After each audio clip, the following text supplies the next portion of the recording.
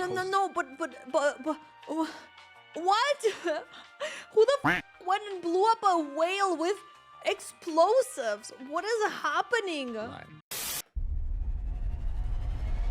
Zach's law means that trolling anybody deliberately with the intention of causing them seizures is now a criminal offense. The crime was so shocking, a law was created in Rachel Hoffman's name. Innocent people were poisoned to death. Wasn't there I know about one case with Tylenol. Yeah, it says Tylenol terror, where someone was poisoning them. And that's why they put like seals on medication now, so that you know if the seal was broken, that you shouldn't buy it. For no reason. Some laws were created in moments of panic. Something went wrong and people scrambled to make a law to prevent it from ever happening again. Today we're doing a deep dive into laws that only exist because of one incident. We'll start with the lighter stories and save the worst for last. My goal is still the same, guys, to increase the number of videos I put out without sacrificing quality. To do that, we gotta keep growing. So it would mean the world if you subscribe, and I promise to do my very best that I can for you. I'm Visual Venture and you are awesome. Thank you. Rachel's Law. Rachel's Law exists because a young woman trusted the police, and that trust cost her her life. The law is named after a 23-year-old Rachel Hoffman. In 2008, Rachel graduated from Florida State University. She was young and full of dreams. She wanted to attend culinary school and become a chef. Her mother later described her like this. She was beautiful, she was talented, she loved music. But Rachel had a secret. She occasionally used substances. Rachel was a pothead, and Rachel sold marijuana to her friends out of her home. That same year she graduated, Rachel's neighbors smelled pot coming from her apartment. They called the police. Officers arrived and searched her home. Rachel's parents? Her parents? No, wait. The neighbors, I think. To her friends out of her home. That same year she graduated, Rachel's neighbors. Neighbors, okay. Damn, the neighbors called the police on her. Well, back then, weed was really not as commonplace and not as legal in many places, I suppose. I don't know, I feel like nowadays nobody would give a shit, right? If it's just weed, just quote-unquote weed. Smelled pot coming from her apartment. They called the police. Officers arrived and searched her home. Inside they found pot. And we found roughly a quarter pound of marijuana. It was present during a search warrant, for sure. If you were to hold that, how much would that be? Baggie. A baggie. Rachel was arrested. She was facing a possible prison sentence. That meant her dream of becoming a chef was a risk. She was desperate for a way out. That's when the police made her a dangerous offer. Rachel was given two choices. She could fight the charges in court and risk prison, or she could work for the police as an informant. Afraid of losing everything, Rachel agreed to go undercover. In May 2008, detectives gave her an assignment. Police were investigating two suspected drug dealers, but they didn't. I don't know how bad the prison sentences are for marijuana-related offenses. Because if it's not too bad, I'd rather go to jail. But knowing America, I feel like it's probably way too much for something weed-related, right?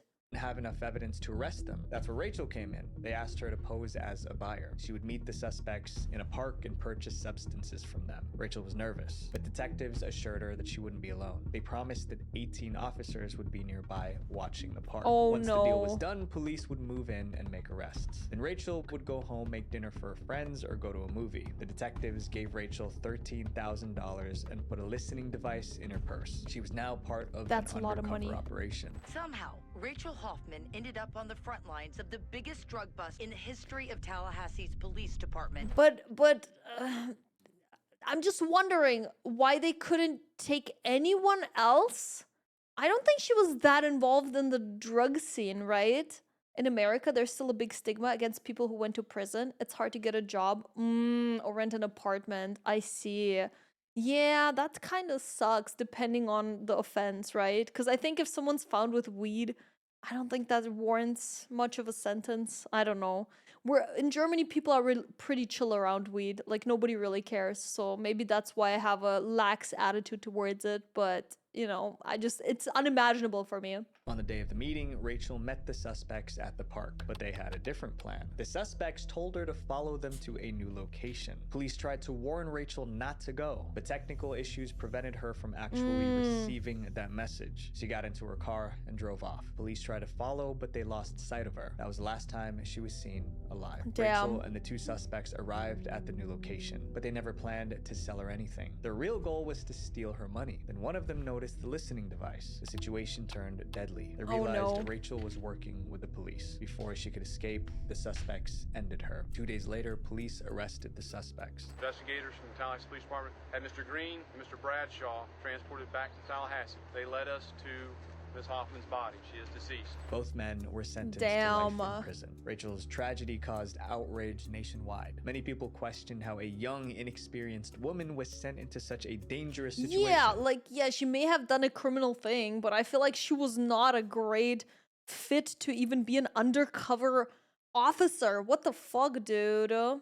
The answer was obvious. At the time, there were almost no laws protecting police informants. That needed to change. The crime was so shocking, a law was created in Rachel Hoffman's name. In 2009, Florida lawmakers passed Rachel's Law. The law requires police to explain that cooperation does not guarantee reduced charges. It also sets strict limits on how informants can be used. And before anyone agrees to help the police, they must speak with a lawyer. The law can't undo what happened to Rachel, but it helped thousands of informants understand the risks before saying yes. This next law was created because of ordinary people taking Tylenol.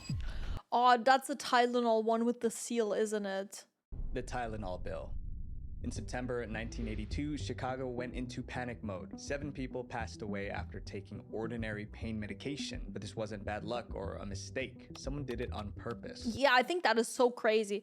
Imagine you're feeling a bit bad, you buy some Tylenol, boom, dead because some psycho poisoned it. That's so crazy to me. By the time the truth came out, officials realized a new law was the only way to stop this from happening again. In the early 1980s, Tylenol was the most popular pain reliever in America, but it had a dangerous flaw no one noticed. At the time, Tylenol bottles had no safety seals. There was no foil and no plastic wrap around the bottle. That meant anyone could open a bottle, swap out the pills, and close it again, and no one would ever know. For years, that risk went unnoticed. Until one day in September 1982. That morning, a girl named Mary woke up with a sore throat. 12-year-old Mary Kellerman was a student at Jane Addams Junior High. That is so fucking sad, dude. According to school officials, she had a cold. To help her feel better, her parents gave her a Tylenol capsule. Oh, imagine you're the parent and you didn't know. Oh, man. That's such a feels bad. A few hours later, Mary collapsed. She didn't survive. At first, no one knew why she passed away. It felt so random, but it was not an isolated case. Later that day in Chicago, Adam Janus developed a headache. He took Tylenol. Moments later, he passed away too. Then things became even worse. When Adam's family heard the news, they gathered at his home to grieve. His brother Stanley was there, along with Stanley's wife, Teresa. Oh, no. While they were mourning, both of them started to feel sick. Since they were at Adam's house, they found his bottle of Tylenol. No. His brother and sister-in-law were so upset by his death that they went back to the house and took some Tylenol from the same bottle. A few hours later, Stanley and Teresa were rushed to the hospital. They both passed away too. Oh my god, that's such a fucking nightmare, dude. And they never found the guy who did it. There was a similar one in Japan when someone poisoned Coke bottles and left them near vending machines. Near vending machines. I don't think I'd ever pick even if it's a full bottle, I'd never pick it up if it was not inside of the machine, you know what I mean? 3 more people across Chicago took Tylenol. They all passed away almost immediately. In total, 7 people passed away within a 3-day period, all under mysterious circumstances. Police launched an investigation. They quickly noticed one thing all the cases had in common. Every victim took Tylenol right before they passed. Local news picked up the story. 3 people are dead and another is in critical condition tonight. One of the victims took the pills he bought to his home. Panic spread fast. Hospitals were flooded with calls. The phone has been ringing off the hook at Rush Presbyterian St. Luke's Medical Center in Chicago. It's the regional poison control center for the entire Chicago area. Anyone who took Tylenol feared they might be next. Luckily, investigators were able to recover the victims' bottles. I like that it's a very easy fix to this. Don't take Tylenol. The moment it was public that it's about Tylenol, at the very least, the public would know not to use it anymore. They tested the capsules. The results were clear. Every capsule in those bottles contained potassium cyanide. It's a poison. Consuming a small amount can be fatal, but those pills contained nearly 3 times the amount needed to end someone. The police immediately warned the public. Police cruised up and down residential streets, warning all the citizens about the Tylenol danger. Police struggled to find a pattern. The contaminated pills came from different factories and were sold in different pharmacies around the Chicago area. After investigating, the police reached a conclusion. Someone likely opened random Tylenol bottles in local stores. When no one was looking, they removed the real capsules and replaced them with the poisoned ones, then put the bottles back on the shelves. And it was easy because the bottles didn't have safety seals. We don't know the extent of the contamination, so I think at this time it would be wise not to take extra strength Tylenol at all. Police alerted Johnson & Johnson, the company behind Tylenol. The company pulled every bottle from shelves nationwide. In total, 31 million bottles were recalled. But the real problem remained. In general, medicine bottles were still easy to open, and whoever was responsible could strike again. So manufacturers made a major change. They redesigned the Tylenol bottles with 3 layers of protection. First, a foil seal over the opening. Second, a tightly sealed cap. Third, a plastic wrap around the bottle's neck. If any seal was broken, consumers would know immediately. This became known as tamper-proof packaging. Other companies followed suit. Soon, every medicine bottle in America had I mean, that's good. If something like that can happen, it's honestly good to have that. Packaging wasn't the only issue. At the time, product tampering was only a state crime. There was no strong federal punishment. That needed to change. Well, that was literally murder. I think product tampering, if someone dies and you did it on purpose, you could probably still make a good murder case. 1983, Congress passed what became known as the Tylenol bill. The law made product tampering a federal crime. Anyone caught could face anywhere from 10 years in prison to life behind bars. The government hoped this would discourage people from repeating that crime, but it didn't. 3 years later, in 1986, a woman named Stella Nickel wanted to end her husband, so she added deadly pills to his medicine bottle. Her husband passed away, but the police later discovered what she did. Stella Nickel became the first person ever convicted under the new law. She was sentenced to 90 years in prison for product tampering. So every time you see a safety seal on medicine, remember this law. It protects millions of people from getting hurt. This next 90 years is a lot, but she did commit murder. story is about a tragedy that went down in history. The Station nightclub fire. Today, every nightclub in America has sprinklers, but in the early 2000s, many clubs didn't. Back then, sprinklers were not even required. Was there a fire in a nightclub? More than 400 people walked into a nightclub. Sprinklers. What followed was so tragic, it changed fire safety laws forever. I just find some of these laws that were not implemented in the past, I find that crazy because something like sprinklers, it feels basic, right? But I guess back in the day it wasn't. I think at one point also seatbelts in cars were not mandatory, which is also weird to me because there's such a safety necessity almost. Not almost, they are. 2003, the Station nightclub in Rhode Island was very popular. It was owned by two brothers. Like many club owners, they wanted to keep noise from leaking outside, so they installed foam padding on the walls to absorb sound. Oh no, isn't that a similar thing to what happened in Switzerland on New Year's Eve? Foam padding that caught on fire. Oh no. Solved the noise problem, but it also created a much bigger one. The foam lining the walls was highly flammable. But it was also made of polyurethane, highly flammable. I'm looking at my wall and I have the same foam literally on my wall right now, but I don't have fire in my room, so I think I should be okay. Petroleum-based material. It was installed all around the stage and the dance floor. But the club owners didn't see it as a serious risk. Over time, the club grew even more popular. And in 2003, a rock band called Great White booked a show there, but one critical detail was overlooked. Great White was known for putting on a pyrotechnic display during their performances. Pyrotechnics are small fireworks usually used to excite crowds, but fireworks meant sparks. Using pyrotechnics inside a foam-lined nightclub was extremely dangerous. On the night of the show, the band's tour manager set up the fireworks. They were placed directly behind the stage. By 11 p.m., the band was performing. About 462 people were inside the club. That alone was a serious problem because the legal capacity was only 404. As the band played, the tour manager lit the fireworks. Sparks shot into the air. The crowd cheered. They had no idea what had just started. The sparks instantly ignited the foam on the wall behind the stage. Flames spread within seconds. At first, some people thought it was part of the show. Then smoke began filling the room. That's when panic set in. Everyone rushed toward the front door. The building actually had 4 exits, but most people didn't know that. They got into the club through the front door, so they all tried to leave the same way. Oh no, Many never panic. made it out. By the Mass time panic. firefighters arrived, it was too late. Hundreds were injured. More than 100 lost their lives. Oh The no. authorities launched an investigation. They identified one major issue. The nightclub had no sprinkler system. Sprinklers would have put out the fire, or at least contained it long enough to give everyone time to exit. I think also probably in the planning of the concert something went wrong, because technically, well, I guess there wasn't that many safety requirements, but I'd imagine you have someone on your crew, either in the nightclub or in the band, that, not in the band itself, but you know what I mean, that would check for something like that before applying pyrotechnics. I don't know.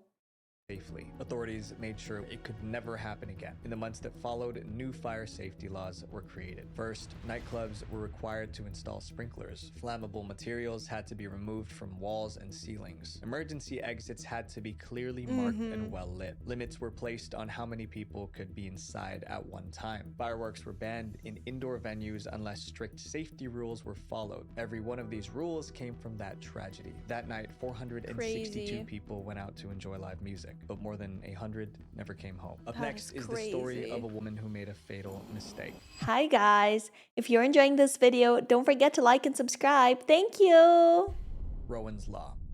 Rowan's Law requires young people to get medical attention when they're not feeling well. At first, that sounds strange. Why would anyone need a law for that? The reason traces back to the disturbing case of 17-year-old Rowan Stringer. In 2013, Rowan Stringer was a high school student in Ontario, Canada. She was also the captain of her school's rugby team. Rowan's friends and family knew how much she loved the sport. She really enjoyed it. She really, she was always coming home and talking about how many tackles she had. And Rowan gave everything on the field, and that intensity would later become part of the danger. Rugby is a physical sport. Players constantly collide into each other and hit the ground. Those impacts can cause serious injuries. One of the most dangerous is a concussion, which is a brain injury. Many players didn't understand how serious concussions were. In the spring of 2013, Rowan's team played several games within a week. During the first match, Rowan took 2 hard hits to the head. She felt dizzy afterward, but she didn't tell her coaches. She stayed in the game. Later that night, Rowan was still feeling off. She told her friends she thought she might have a concussion, but she never saw a doctor. Instead, she focused on getting ready for the next game. It was a decision she would not recover from. At the next match, things became much worse. Rowan was tackled repeatedly. Each time, she hit the ground hard. After one fall, she tried to stand. She couldn't. Coaches called for help. The game stopped immediately. Rowan was rushed to the hospital, but doctors realized this wasn't a typical concussion. They diagnosed Rowan with second impact syndrome. This happens when a second concussion occurs before the first one is healed, and that could be fatal. Doctors tried everything to save her. They couldn't. Rowan's family was devastated. But the tragedy revealed a much larger problem. Most young athletes didn't understand the risks and symptoms of concussions. In that case, more education, especially if you do a freaking sport where you get hit in the head as part of it, you know? And because of that, many injuries went unreported. I've never had a conky, so I don't know, but I hear they're not fun to have. Family refused to let her passing be meaningless. I would never want to see this happen to another family ever again, so our goal is to really make sure that we prevent that. They shared Rowan's story with lawmakers in Ontario, and in 2018, the authorities passed Rowan's Law. So Ontario will become the first jurisdiction in all of Canada to pass concussion legislation. The law made concussion education mandatory. Coaches, athletes, and parents had to learn the risks. It also set strict rules. If a concussion is suspected, the athlete must leave the game. No exceptions. They can only return after a doctor clears them. Because of this law, winning is no longer the top priority. Health is. The laws we've talked about so far happened because of tragedy, but this next one was created because someone made a dumb mistake. The Exploding Whale Law. In 1970, Oregon passed a very specific law. Do not use explosives to blow up dead whales. Why in the What? world would this be a law? Because it already happened once. Someone blew up a whale, and the result was a disaster. Oregon has a long no, but what? Who the fuck went and blew up a whale with explosives? What is happening?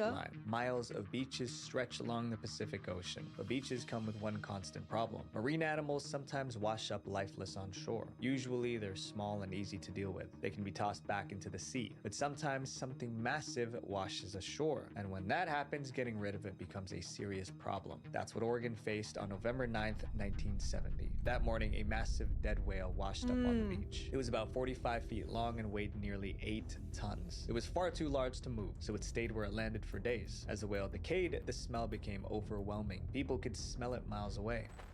It had to be said, the Oregon State Highway Division not only had a whale of a problem on its hands, it had a stinking whale of a problem. Local officials knew the whale had to go, but every option seemed impossible. Burying it would be too difficult. They would have to dig a massive hole on the beach. Towing it back out to sea wasn't realistic either, so Oregon authorities held a meeting to decide what to do. An engineer named George Thornton had an idea. It sounded like a good plan, but in reality, it was a terrible idea. George's plan was simple. Use dynamite to blow the whale into small pieces. Then birds would eat what was left and clean up the beach. George was an That sounds really fucked up. engineer and had experience using explosives on highway projects. He figured blowing up a whale wouldn't be too different from a boulder. That assumption didn't hold up. It has organs. What do you mean? It's gonna be really gross, right? What the fuck, dude? Day of the blast, hundreds of spectators gathered on the beach. Who the fuck would want to see that? What they believed Oh my god, was a and safe gas is distance true. away. A reporter showed up as well. George and his team brought half a ton of dynamite. That's roughly 1,000 pounds of explosives. They packed it around the whale's body. Then they pushed everyone back even further. The countdown began. Then the explosion. People cheered. For a moment, it looked like the problem was solved. It wasn't. The explosion launched massive chunks of whale into the air. Then it rained down across the beach. Debris landed as far as a quarter-mile away. One huge piece crashed into a parked car Oh my god, imagine that's your car! Imagine you're just parking there and some fucking dead whale chunk destroys it. What the fuck, dude? When the smoke cleared, officials realized they now had a bigger mess. Massive pieces of whale were spread across the beach. They were too heavy for birds to carry, and somehow the smell was even worse than before. It took dozens of workers hours to collect whale pieces scattered across the beach. And officials did what they should have done from the start. They buried the remains in the sand. The incident made national news, and Oregon became a punchline. But the embarrassment forced the state to confront a real issue. There were no clear rules for disposing of large marine animals. That ended after the whale. Oregon changed its policies. Explosives were officially off the table. When a large marine animal washes ashore, workers dig a deep pit, roll it in, and bury it. It's so funny. They were like, you know what? They wash up sometimes. Do anything but explosive. Anything else, dude. Not explosives. State remembered that lesson. In the next 10 years, 41 whales washed up on Oregon beaches. This time, no one reached for dynamite. History did not repeat itself. This next law was created because of absolutely horrible internet trolls. Zach's Law. Zach's Law exists because someone posted an image on Twitter. It doesn't sound dangerous, but there was something about that image that could have caused millions of medical emergencies. To understand why, we need to start with the boy the law was named after, Zach Eagling. Zach was an 8-year-old boy living in the United Kingdom, but his life was very different from most kids his age. He was born with 2 medical conditions, cerebral palsy and epilepsy. This made everyday tasks difficult. Even simple movements took effort, but Zach didn't let that define him. He wanted to help others facing the same challenges, so he decided to raise money for the Epilepsy Society, a charity that supports people with that condition. Zach planned a sponsored walk. He would walk 2.6 kilometers in laps around his backyard, and he was going to do it without his walking aid. Zach hoped it would inspire people to donate. It did. Unfortunately, it also inspired evil people to act. The sponsored walk was scheduled for May 2020. Zach's mother filmed him as he slowly moved around the backyard. It was his longest distance he had ever walked on his own, and he succeeded. Right up to the wall. Zach's fundraising feat raised over £21,000. The video of Zach's walk was shared on the Epilepsy Society's social media. It got a ton of views. Messages of support poured in. Then I'm sure this won't get tragic fast. Dude, I don't even want to know what the fuckers did to him. That's so... I'm already upset. And the internet showed its darker side. Internet trolls posted flashing images and GIFs on the Epilepsy Society's Twitter account. They knew exactly what they were doing. Flashing images can trigger seizures in people with epilepsy. They tagged the posts with keywords that would be picked up by anyone who lived with the condition. That's fucked up. Fortunately, Zach didn't have a medical emergency that day, but others weren't as lucky. Many reported seizures after seeing the posts. The Epilepsy Society reported the attack to the police, but officers said there was little they could do. There was no clear law against intentionally triggering medical emergencies online. That's when Zach's mother realized something had to change. Zach's family and the Epilepsy Society launched a campaign to protect people with the condition from online harm. They took their case to lawmakers in the UK, and in 2023, Zach's law was passed in the UK. Zach's law means He's alive. Zach is okay. He didn't have a medical emergency due to this.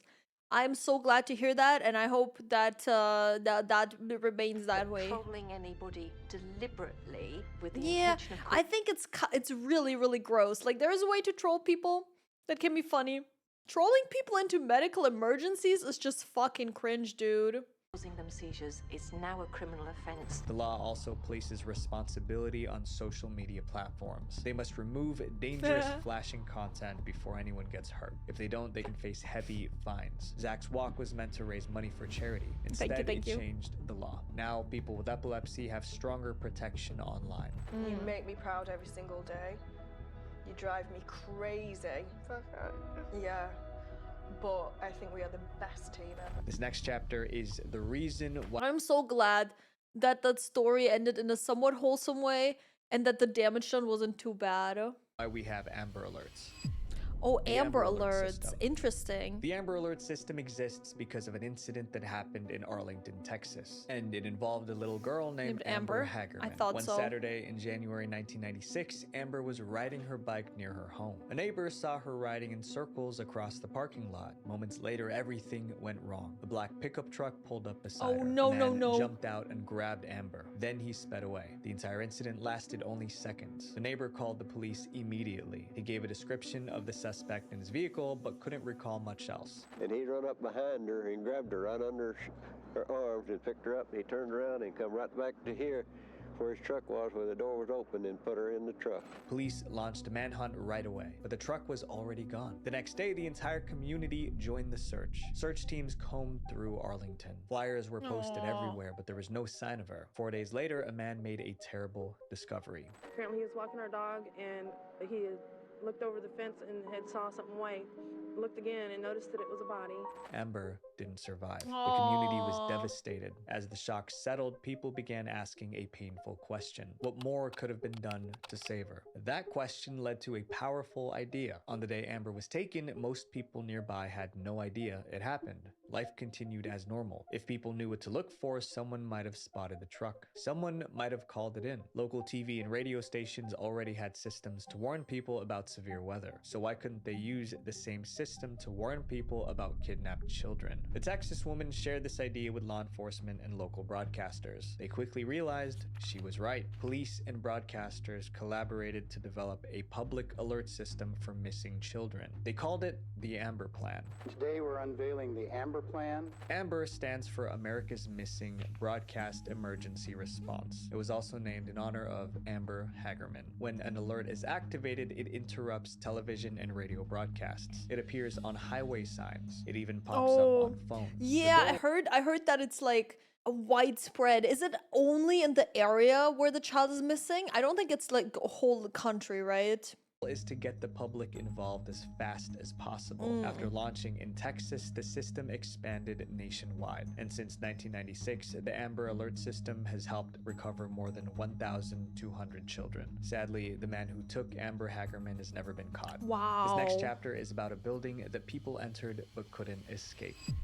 the Triangle Shirtwaist Factory. Never heard of this. In 1911, many workplaces were dangerous, but few were as deadly as the Triangle Shirtwaist Factory in New York. The factory occupied the top 3 floors of a 10-story building. Inside, workers made shirtwaists. Shirtwaists were a type of blouse popular with women office workers in the late 19th century. What the fuck is this over-exaggerated drawing with those sleeves and that tiny-ass waist? What the hell? What, you don't have a waist like that? Failure. What? Clearly you can see on my model that I have a waist just like that. Unrealistic proportions, hello, of course I got them. I'm a VTuber. This was the OG VTuber. This was the OG anime girl right here. Demand for shirtwaists was high, so factories pushed workers hard to keep up. The work was exhausting, but workers had little power to speak up. They worked 9 hours a day on weekdays and 7 hours on Saturdays. Whoa. But the long hours weren't the worst part. Safety was. Factory owners wanted to stop workers from taking breaks outside. They also wanted to prevent theft and discourage union activity. So during work hours, they locked almost all the factory doors. Whoa. Locked the doors? I'm not working there.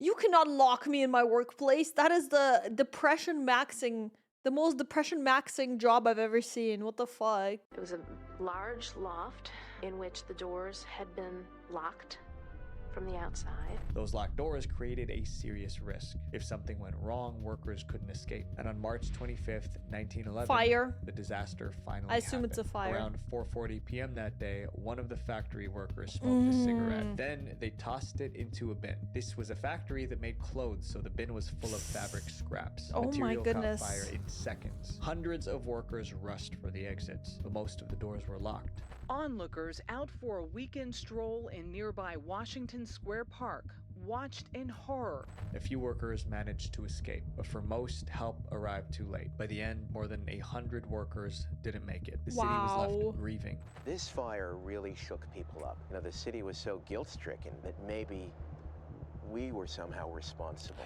The family... The city, well, the factory that was locking people in was responsible. What do you mean?